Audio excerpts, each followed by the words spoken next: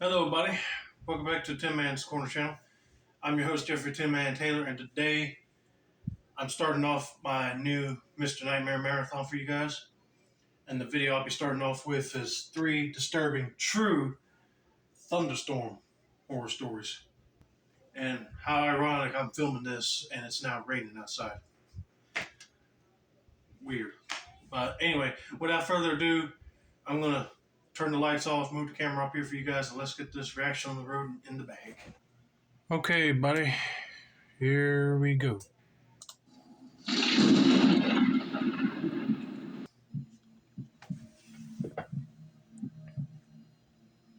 was at a ripe young age where being left home alone was exciting. I was like 13, and my parents had just recently started entrusting me to be home alone overnight. The only condition was I couldn't leave the house or have anyone over, but I was fine with that. Something about being able to blast my music or video games without my dad yelling at me was just exhilarating. To make things even better, it was a rainy night which turned into a thunderstorm. I sat outside under the awning for a while, watching the thunderstorm as I like to do. I've always loved thunderstorms, as they just make staying in so much more cozy. After a while of watching the storm, I moved my Xbox from my room to the downstairs den TV, my dad's huge flat screen TV with the Bose sound system. The only time I'd get to game on there was when I was home alone, and I loved it. The den was a half flight of stairs down from the living room level, and it was level with the backyard, so the backyard door was in the den. I'm describing. Now, I only like it being soothing when, like the lightning and the thunder kind of ease up and it's just the rain. I said that's good noise to hear when you're trying to take a nap or something. But when it's like thunderstorm like crazy, like big booms in the sky, I don't know how I could take a nap at all. Was when I was home alone, and I loved it. The den was a half flight of stairs down from the living room level, and it was level with the backyard, so the backyard door was in the den. I'm describing the house in past tense because I moved out, but my parents do still live there. So I was playing Black Ops down in the den with the volume blasting. I was playing online multiplayer in a party with my friend Cody. I had some crappy old headset, which the only audio you could hear was other people in the lobby and game talking. For a 13-year-old standards, it was the perfect night, until something interrupted my peace. The sound of the doorbell. It was past 9 o'clock by then. I told Cody the doorbell rang, and he said I should go check and see who it was. I wondered if maybe it was my parents back home early, but they had the keys, so they wouldn't ring the doorbell. I hid in a spot in the game where I wouldn't get killed. Then I went upstairs to the front door, asking who's there. I didn't realize how much of a mistake that would be. A male's voice on the other side said, "I need to use a phone." I didn't know what to do, so I didn't answer and went back downstairs. But it was too late. The damage was done, and I let whoever was out there know I was home. I told Cody about it, and his reaction was simply, "Yo, what the fuck?" He agreed with me that I shouldn't open the door, but the doorbell rang again. Cody said to ignore it. That was the last time I heard the doorbell. Yeah, I would agree with you. Be like, if somebody kept ringing the doorbell, I wouldn't say who is it unless I had like a security camera or something in that area. Be like, I don't know who you are. But yeah, you let somebody know that you're in the house, you're in a heap of trouble. After a while, I relaxed again, because it seemed whoever was out there had left. I can't explain the roller coaster of emotions I felt that night. One moment I'm on edge, the next I'm relaxed and back into the fantasy world of my game. And then, as I was most at ease, I heard something to my right, and when I looked, I saw the back door closing and some tall man stepping inside. It was not my dad. It was a stranger. I dropped the controller and ran for the office door, and the cord to the headset quickly ripped out of the controller. I made it to the office and slammed the door shut, and I'm by no means exaggerating when I say the second after I locked the door handle aggressively shook as the man on the other side tried opening the door. The office had 2 doors in it, one that led to the den and one that led to the garage. My only chance to escape the house was to go through the garage. But before even moving, I just stood still, waiting for something to happen on the other side of the door. Seconds felt like minutes. The man knocked on the door and said, "Little boy, I just need to use your phone. I was stranded out in the rain." His knocks turned to pounds as his voice got louder and angrier sounding. It gradually turned to yelling and pounding. He yelled, "Open the fucking door, you little shit," as it sounded like he was literally trying to break down the door. I had no choice but to go through the garage. I pressed the button to open the garage door, and it was so loud and slow to open that I prayed the man couldn't hear it. As soon as it was up about halfway, I crawled under and ran through the storm a few doors down to our neighbor Julian's house, who I knew well because I used to play with his dog Copper when I was little. I heard Copper barking as I rang the bell, looking back at my house, hoping not to see someone coming down the block. Julian opened the door, and I ran into his arms, begging him for help, as his wife came out of the kitchen in confusion. When I told them of the break-in, their demeanors instantly changed. Julian got the police on the phone and handled getting them to my parents' house. It was a long, long wait before the police were outside, and Steve and I went out to them. I told them the same thing I told Steve, and after they asked which door was unlocked, I said the garage. A couple of them went through the garage into the house, and after maybe 5 minutes, they came outside with a man in handcuffs. They made sure he didn't see my face. After he was in a police car, they asked me if I knew that man, and I said no, of course I don't know that man. He had been telling the officers that this was his house and that I was his son. I could tell he was drunk or high or just generally crazy based on the things he was yelling and the way he was acting. He was brought to jail, and my parents had to be contacted regarding how they wished to proceed, and they pressed charges. His name was John McCarty. He got charged for, I believe, criminal trespass. It didn't make me feel any safer that man would one day be out and know where I lived. Thankfully, it was just a random chance encounter. I don't believe he specifically targeted me or our house. So whenever he was released, he didn't come back. Well, thank God for that. But that was a quick move to go to your neighbors. But I would have made sure all the doors in that house are locked. And like I said, do not say anything. Just make it sound like you're not there. The guy would have wandered off. Anyway, let's get to the next story.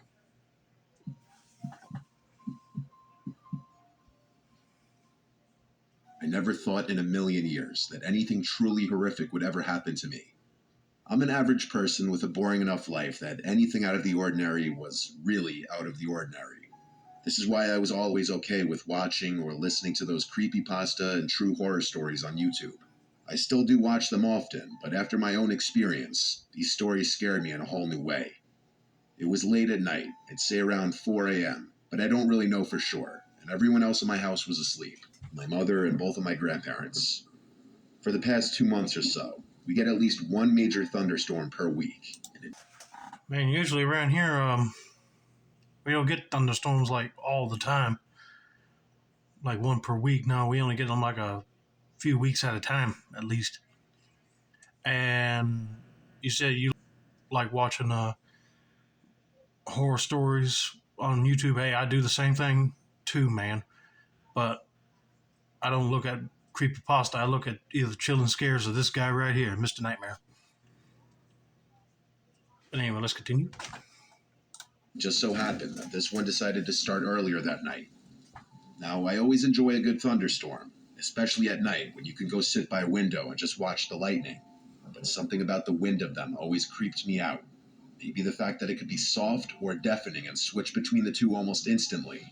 But for some reason, wind has always given me huge creeps. Now, this night's thunderstorm was one of the worst we'd had in a long time. It sounded like rocks were hitting my window all night, but I was enjoying listening to it while I browsed Reddit, as I do. When all of a sudden, the power went out in the blink of an eye. This was kind of creepy, but I didn't really mind, because I had my data and a decent charge on my phone, so I continued browsing. After a little while, I started to get tired, so I figured it was time to shut my phone off and get some sleep. I placed it on the side table next to me and rolled over to go to sleep. I guess I passed out shortly after because I don't remember anything in between the rain hammering at my window and the eerie silence of a soft wind outside. I assume the rain stopped while I was asleep. I rolled over to get more comfortable because my side was hurting, and then I realized just how parched for water I was. I took a few minutes to try and fall back asleep again, but it didn't happen. My mouth was just too dry. I sat up, grabbed my phone, and turned on the flashlight so I could have a source of light to the kitchen to grab a glass of water and go back to bed. As I opened my bedroom door, I was smacked in the face with a blast of cold air. It was freezing in the living room. I quickly threw on a sweater and continued to the kitchen. As I was nearing it, I could hear the wind becoming louder and the temperature become colder. I reached the kitchen and walked in, grabbed a glass from the cupboard, and started to fill it with water from the tap. I took a quick glance around the kitchen and noticed something weird. The door to the patio was left open. Naturally, I was weirded out by this and a little scared, thinking of how that could happen. I ended up rationalizing to myself that my grandfather must have left it open earlier that night and just forgot about it. I walked over to the sliding door, glanced over my shoulder out of paranoia, and slid it shut and locked it. I fast walked back to my room just in case. I opened my door and closed it behind me, and then laid back down in bed, my glass of water on my side table and flashlight still in hand. I was able to calm myself down slightly, enough to turn off the flashlight and try to get some shut-eye. Something inside of me wasn't letting me forget the possibility that there might be someone in my house. I got back out of bed again and slid my chair from my desk to my door in an attempt. Well, who would it be then? A homeless person trying to get out of the rain? I hope it's that, because if it's some crazy guy thinking he could get away with a murder in a thunderstorm, oh, I'll be mad. To keep someone out. I then checked the closet again, just in case. I laid back down again and kept my flashlight on as a sort of nightlight this time. Then, the most disturbing thing that's ever happened to me occurred. I felt a slight bump come from under my bed, accompanied by a creak of the bed springs. I then realized I hadn't checked under my bed like an idiot. It felt like I was going to vomit, and I leaned off the side of my bed and peered underneath. Oh, heck no. I saw the disturbing sight of an extremely unhealthily skinny woman with bloodshot eyes and yellow teeth staring back at me. She was smiling an ungodly grin that I still can't get out of my head. She stared at me for at least 3 seconds while I was still trying to process what I was seeing, before she, I swear to God, cackled like a fucking witch.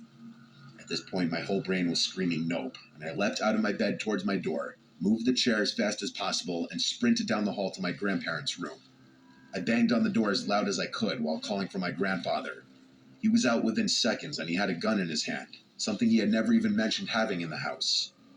We ran to my room, him in front of my grandmother and we just barely caught a glimpse of a white figure running away from the bedroom window. My grandfather took a shot, presuming as a warning to tell them to never come back. We didn't end up calling the police because we figured they wouldn't be able to do anything since we don't have security cameras or have any idea who she even was. All I can guess was that this woman was dangerously ill and saw my bedroom light on before the power went out. I have no idea what her intentions were or if she even knew what she was doing. We're getting the windows and doors in the house installed with locks sometime the next week just for safety. And all I can say is, even if you live in a safe area or a trusted community, bad things still can and do happen. You always have to take precautions against such things. That lady needs to be in a mental institution. I don't know what she was doing out in this weather, but yeah, the lady was under my bed. She started cackling like a witch. I'm doing the same thing. I'm getting out of there. And I don't know, maybe grab my aluminum baseball bat or something, arm myself so if she comes to attack me, whack, knocked out conscious, and then call the cops. And yes, I do agree with that guy's statement being like, even though a community may seem safe, always put like good quality locks on your windows and doors just so nobody can break in easily.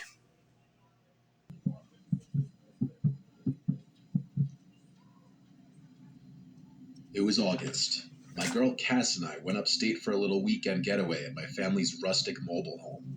It has running water, electricity, and a toilet, so we call it luxury camping. The home is very small, about 600 square feet. One bedroom, one pull-out couch in the living room, one bathroom, and a very small kitchen. Despite its remote location, there's lots to do, including archery, shooting, dirt biking, and off-roading. Which sounds fun. Hey, I wouldn't mind doing no luxury camping, if you know what I mean. I don't know if I could stand sleeping out in the woods right now. We had a whole little itinerary planned for the weekend. Friday, we mostly just unpacked and went out to eat, went grocery shopping, then relaxed. Saturday, we did most of the stuff I just mentioned before, until it started getting really cloudy out, like storm clouds. We also could feel it in the air that a big storm was brewing, so we put all the stuff we took out back into the outbuilding. We put a movie into the DVD player as we cooked dinner. At some point while we were eating, we heard the sudden torrential downpour of rain on the roof of the home. Pretty soon, there were loud, thunderous crashes of lightning almost directly overhead. We both wanted to go sit outside and enjoy it as we ate. We relaxed on the deck outside under the canopy, with an amazing view of the sky. Long bolts of lightning constantly lit up the dark night sky, the thunder booming almost instantly after the lightning strikes. We were right in the heart of the storm. And then, we heard something out in the woods. It was a voice, a loud voice, seemingly calling out something, but it was nowhere near discernible. So the place is really remote, like I said. Hearing any other voices nearby would already set off alarms in normal conditions, but during a storm like this, it was extremely concerning. We had to assume that it was a lost hiker or something. I stepped over to the edge of the deck, getting a little wet as the rain blew in under the edge of the canopy. With the constant crashing of thunder and lightning, there were moments of light in the vicinity that allowed me to see just far enough away to the tree line where the woods began. There was a person out there, clear as day. I told Cass, and she instantly freaked out, thinking I was joking and telling me to stop. I considered calling out, asking if they needed help, but decided against it on the grounds that I was kind of scared. This weekend was my idea, though, and I did kind of drag Cass up here. I didn't want to ruin the experience freaking her out. I went back to her and said I think it's a hiker. She asked if we should offer some help, and I said not unless they come knocking on the door. I told her we should go inside, and I nudged her in. I went back over to the edge of the deck just out of curiosity. I got even wetter as I looked around, until I spotted something. It looked like a person again, much closer to the deck, like a lot closer, only about 20 feet away now. I continued to look, until a quick flash of lightning briefly exposed a man standing there, confirming my suspicion. He was wearing bright colors. It almost looked white. Okay, that is way too darn close. I don't know what this guy's intention is, but he better be somebody that's lost and needs some help instead of somebody thinking they could get away with either murder or robbing you in the rain. Because you never know what these sickos would do nowadays, even in bad weather. He was just standing still. That was the scariest part. He wasn't even approaching the deck or anything. I went inside and quickly locked the door. Cassidy saw the worry in my face. I felt my heart racing, and I almost felt nauseous. I'm sure I almost stuttered as I said, I don't know who that is. And then I saw the worry in Cass's eyes worsen.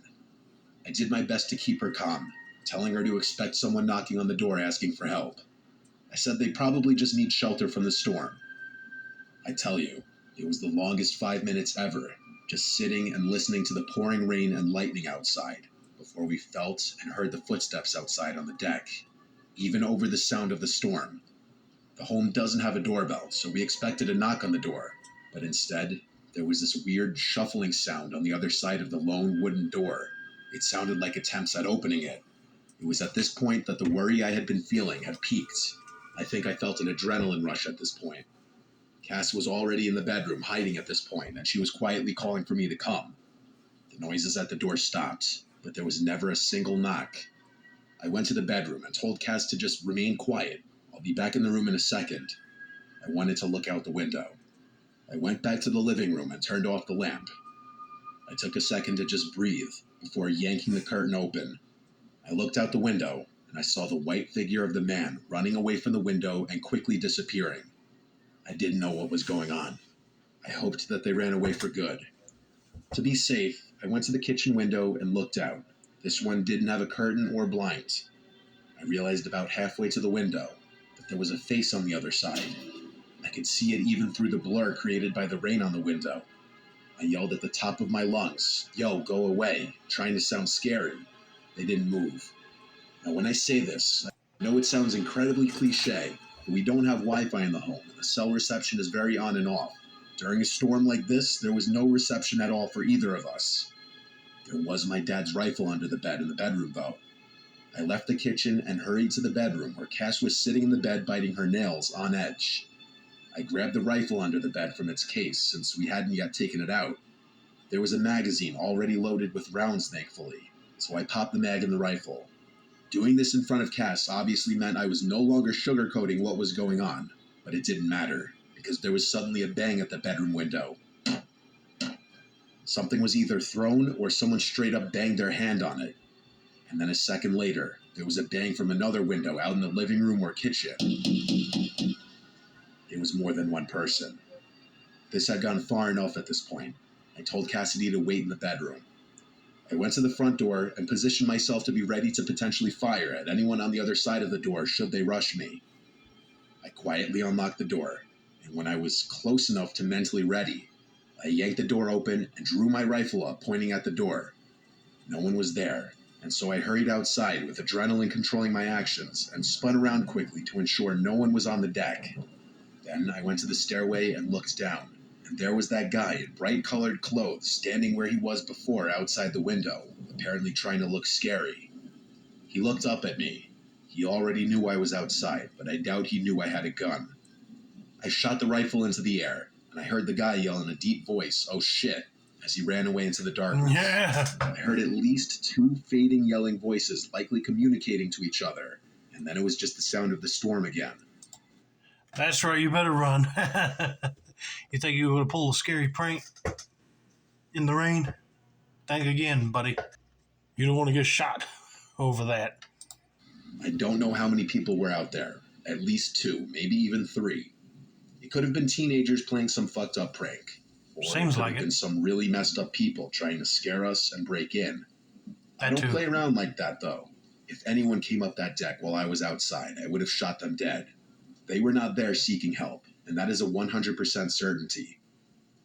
The next day was Sunday, so we packed up and left. There were no signs of anything having been done to my car or the home or anything from the night before. I made sure to lock everything up and take anything of particular value home this time. Out of all the years of my family owning the place, that was the only encounter like this any of us had ever had. It really put a bad taste in my mouth about the place and being in an isolated place. I've been up there a few times since with my family, but I would never, ever go alone. Yeah, I wouldn't blame you either, dude. If I'm going to do something like that, I'm bringing somebody with me. And if somebody's trying to like scare me or potentially trying to break into the house, I make sure I got guns and ammo packed up. Like maybe some blank rounds, like fire a blank and be like, I ain't messing with you. But if they don't take the hint, then the real one's going in. Bang. Like I said, I don't know what's wrong with these people nowadays. They think that they can get away with stuff in the rain or in heavy snow or whatever. I don't know what they're trying to gain out of that. Anyway, that's going to be it for now. Don't forget to like, subscribe, turn on those post notifications for more Mr. Nightmare content like this. This has been another successful installment of the 10 Man's Corner channel. I'm your host, Jeffrey 10 Man Taylor, and I said that's a wrap, and have a nice day.